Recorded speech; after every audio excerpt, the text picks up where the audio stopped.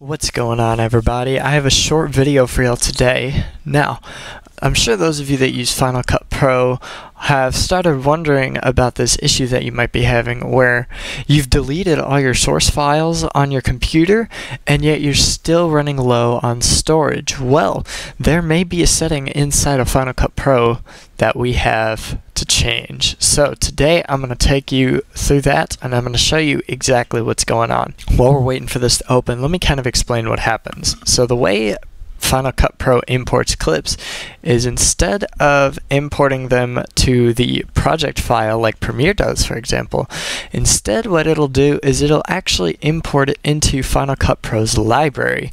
So that way it's useful for SD cards, so that way if you eject the SD card or you don't have it with you, you can still edit on your timeline and you won't have to worry about the footage being offline. So what this actually is a setting under our preferences here. So if we press Command comma to get our settings and we go to import here, you see where it says copy to library storage location? You're actually going to want to change this to leave files in place. So when we change this, it's actually not going to copy it to Final Cut Pro's library anymore, which means if you are importing from an SD card, you are either going to have to copy the footage to your computer's hard drive or you're going to have to leave your SD card connected to your computer the entire time. Now that we've changed this, let's go ahead and do the second step of fixing this problem. So we're actually going to need to quit out of Final Cut for this, and then we're going to want to go back to where our Final Cut Pro library is located, which mine is just located in the Movies folder. You're going to want to click it. Now you don't want to double click it, because if we double click it, that's just going to open Final Cut Pro and that's not what we want to do. So we're instead going to force quit this. And instead you're going to want to right click this and show package contents, okay? So then we have these folders here. These are actually where all the files are kept, as you can see right here. So each of these folders here, these are actually your events. So whenever you make a new event in Final Cut Pro, as you can see here, they get off here to the side.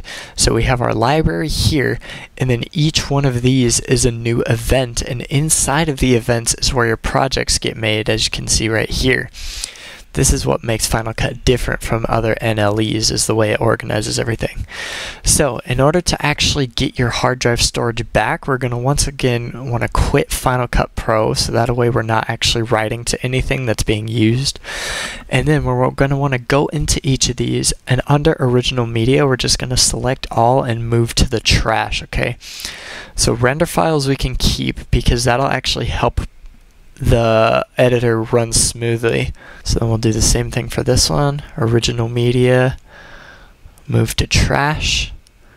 Same in here. Original Media, move to trash. And then same with here. Original Media, move to trash. Oh, there it goes.